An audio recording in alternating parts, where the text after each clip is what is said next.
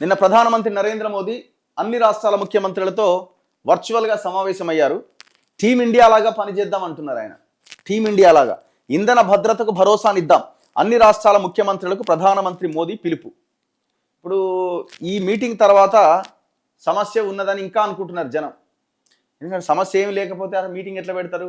ఏమైనా black market దందా అదోటి ఇదోటి ఏమన్నా ఇబ్బంది ఉంటే సరే దాని మీద రివ్యూలు చేస్తారు, కొంచెం గట్టిగా పనిచేసి దాన్ని లేకుండా చేయడానికి ప్రయత్నం చేస్తారు.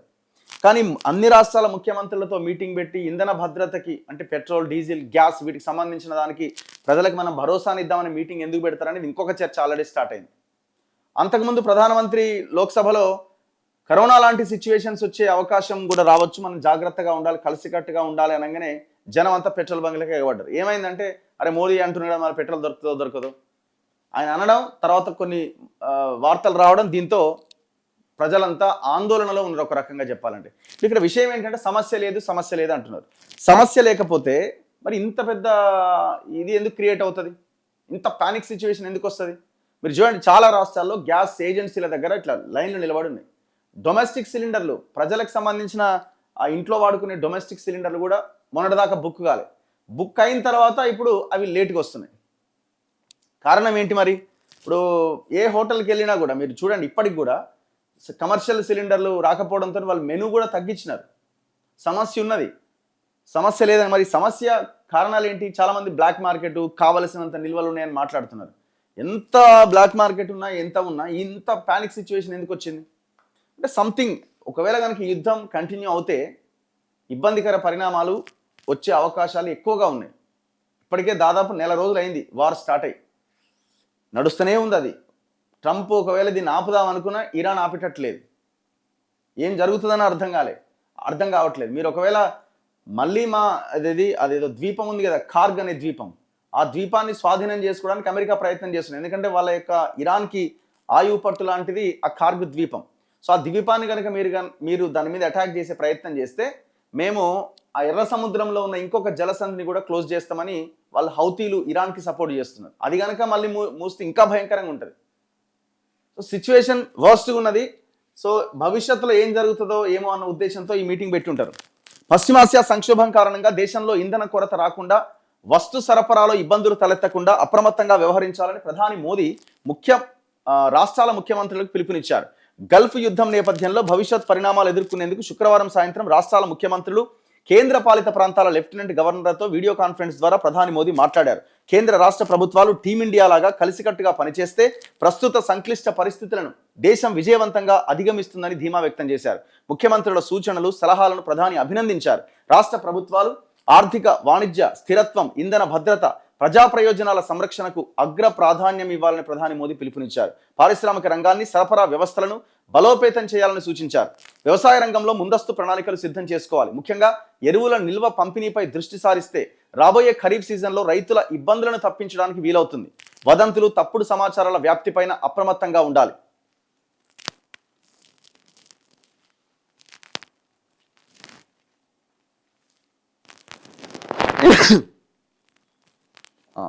ప్రజల్లో భయాందోళనలు నివారించడానికి ఎప్పటికప్పుడు ఖచ్చితమైన, విశ్వసనీయమైన సమాచారం వ్యాప్తిలో ఉంచడం చాలా ముఖ్యం. ఇప్పుడు మీరు చూడండి ఎంత దారుణంగా ఉండే మన పెట్రోల్ బంకుల దగ్గర.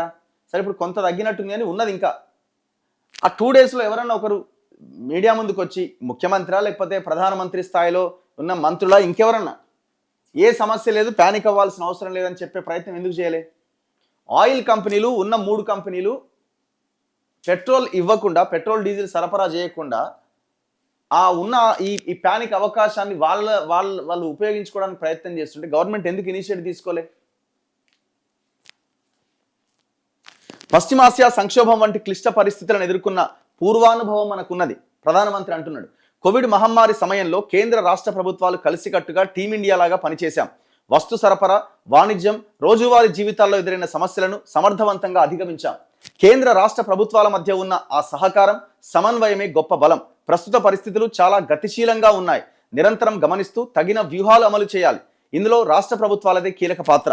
కేంద్ర రాష్ట్ర ప్రభుత్వాల మధ్య నిరంతరం సమాచార మార్పిడి జరగాలి. దక్షిణాసియాలో తమ పౌరులు ఉన్న రాష్ట్రాలు వారి బాగోగులు చూడడం కోసం హెల్ప్ లైన్లు ఏర్పాటు చేసి నోడల్ అధికారులను నియమించాలి. బాధిత కుటుంబాలకు అవసరమైన సమాచారాన్ని ఎప్పటికప్పుడు అందించడానికి జిల్లా స్థాయిలో యంత్రాంగాన్ని ఏర్పాటు చేయాలి. ఇక్కడ ఇంకొక విషయం ఏంటంటే, గల్ఫ్లో జీవిస్తున్నటువంటి వలసపోయిన దేశ ప్రజలు ఎంతో మంది ఉన్నారు, లక్షలాది మంది ఉన్నారు. సో వాళ్ళు అక్కడ పోయారు కదా, వాళ్ళతో మనకేం ఉపయోగం అని చాలా మంది అనుకోవచ్చు. వాళ్ళు కట్టే ట్యాక్సులు మన దేశానికి చాలా ఉపయోగకరం. కోట్లాది రూపాయల ట్యాక్సులు ఆ వలసపోయిన కార్మికుల నుంచే మనకు వస్తుంటాయి. ఇది చాలామంది కనీసం అవగాహన ఆలోచన కూడా ఉండదు ఈ విషయంలో. ఎందుకంటే వాళ్ళు అక్కడ సంపాదించి ఇక్కడ డబ్బులు పంపించాలంటే ట్యాక్స్ కడితే తప్ప మన చేతికి వచ్చే అవకాశం లేదు. అంటే ఇక్కడ వాళ్ళ పేరెంట్స్కో లేకపోతే ఇంకేదైనా అవసరాల కోసం పంపిస్తే. సో అట్లా వాళ్ళు కట్టే ట్యాక్సులు కోట్ల రూపాయలు ఉంటాయి ఎవ్రీ ఇయర్.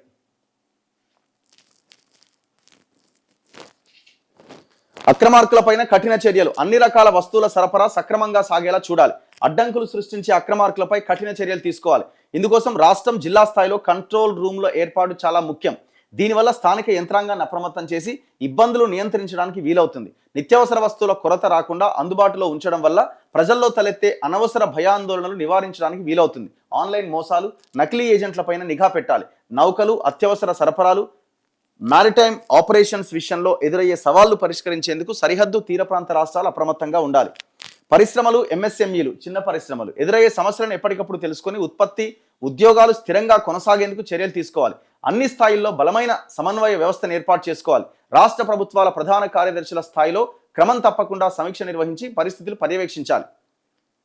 ప్రత్యామ్నాయ వనరులకు ప్రోత్సాహం అందించాలి. జీవ ఇంధనాలు, సౌర విద్యుత్ వాహనాల లాంటి ప్రత్యామ్నాయ వనరులు ప్రోత్సహించాలి. పైపుడు గ్యాస్ కనెక్షన్లు విస్తరించాలి.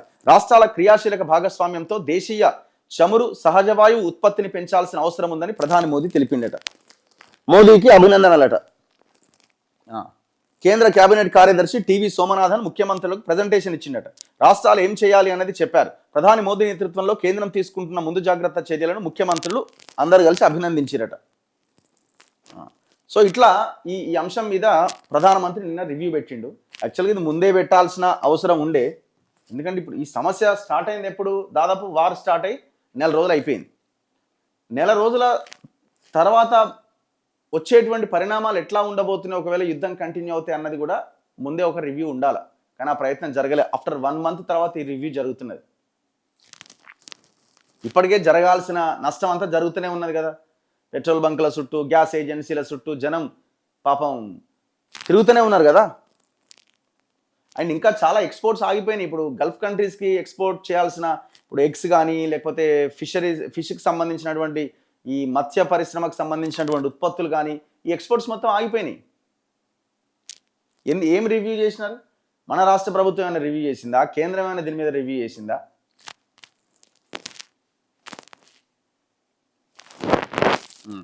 నిన్న ఒక నిర్ణయం తీసుకున్నారు. ధరల మంటకు ఉపశమనం అట. పెట్రోల్, డీజిల్ పై ఎక్సైజ్ సుంకాన్ని తగ్గించిరట. ఎంత? లీటర్కు 10 రూపాయల చొప్పున తగ్గింపు. చమురు కంపెనీలకు తగ్గబోతున్న భారం. వినియోగదారులపై ప్రభావం పడకుండా కేంద్రం చర్యలు తీసుకుందట. ఆ ఎక్సైజ్ డ్యూటీని తగ్గించింది, 10 రూపీస్ తగ్గించిందట. అది ఎవరికి లాభం? చమురు కంపెనీలకి, వాళ్ళకి అనమాట. సో మరి అక్కడ జరిగిన నష్టాన్ని మన మీద ఏమన్నా వేసిరంటే ఏ లేదు, అదే సంతోషం అని చెప్తున్నారు. తక్కువేం లేదు. పెట్రోల్ ఆల్రెడీ 107 రూపాయలే ఉన్నట్టుంది. డీజిల్ కూడా ఆల్మోస్ట్ 10 రూపాయలు అటు ఇటు. పశ్చిమాసియా సంక్షోభంతో ప్రపంచవ్యాప్తంగా ఇంధన ధరలు పెరిగిపోతున్న వేళ భారత ప్రభుత్వం కీలక నిర్ణయం తీసుకుంది. పెట్రోల్, డీజిల్ పైన విధిస్తున్న అదనపు ఎక్సైజ్ డ్యూటీని భారీగా తగ్గించింది. పెట్రోల్ పైన సుంకాన్ని లీటర్కు 13 నుంచి 3 రూపాయలకు తగ్గించింది.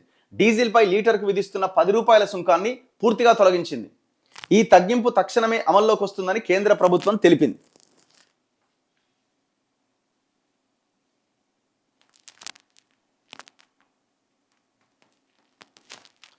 చలో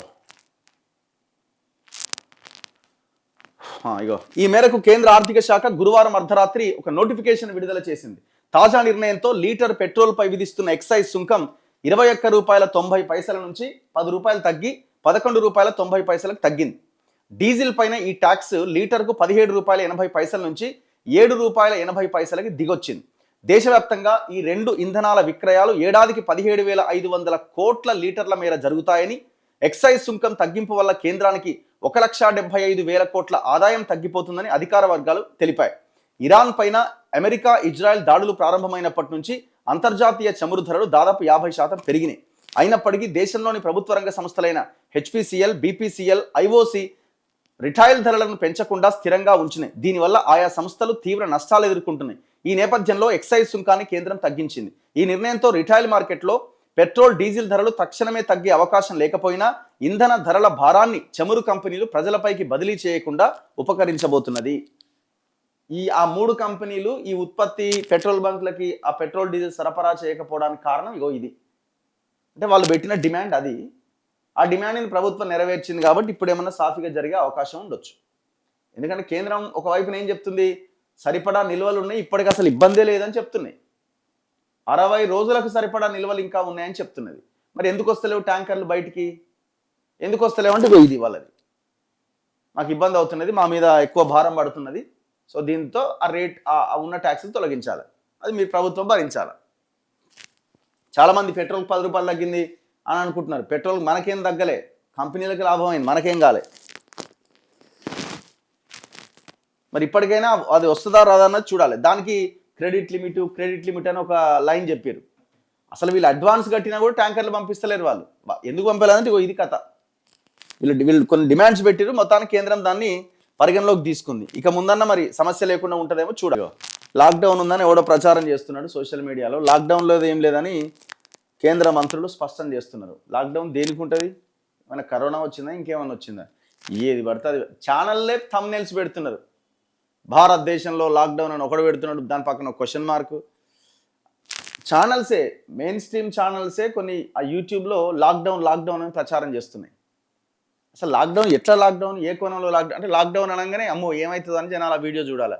వీడియో చూస్తే వ్యూస్ ఎక్కువ వస్తాయి అంతే. ఇక వాళ్ళ అది తప్ప ఇంకొక ఉద్దేశం లేదు. ఇక పశ్చిమాసియా యుద్ధం నేపథ్యంలో భారతదేశంలో లాక్డౌన్ విధించబోతున్నారనే వదంతులను కేంద్ర ఆర్థిక మంత్రి నిర్మలా సీతారామన్, పెట్రోలియం శాఖ మంత్రి హర్దీప్ సింగ్ పురి కొట్టివేశారు. దేశంలో మళ్ళీ లాక్డౌన్ విధించే ప్రసక్తే లేదని కేంద్ర మంత్రులు రాజ్యసభలో స్పష్టం చేశారు. ప్రజల్లో భయాందోళనలు పెంచేందుకు కొంతమంది బాధ్యతారాహిత్యంతో ప్రమాదకర రీతిలో ఇలాంటి వదంతులు వ్యాపింప చేస్తున్నారని మండిపడ్డారు. లాక్డౌన్ అనే ప్రతిపాదనే భారత ప్రభుత్వం పరిశీలనలో లేదని నిర్మలా, హర్దీప్ సింగ్ తేల్చి చెప్పారు. ప్రస్తుత పరిస్థితులను యావత్ దేశం బాధ్యతాయుతంగా, ఐక్యంగా, క్రమశిక్షణతో ఎదుర్కోవాలని పిలుపునిచ్చారు.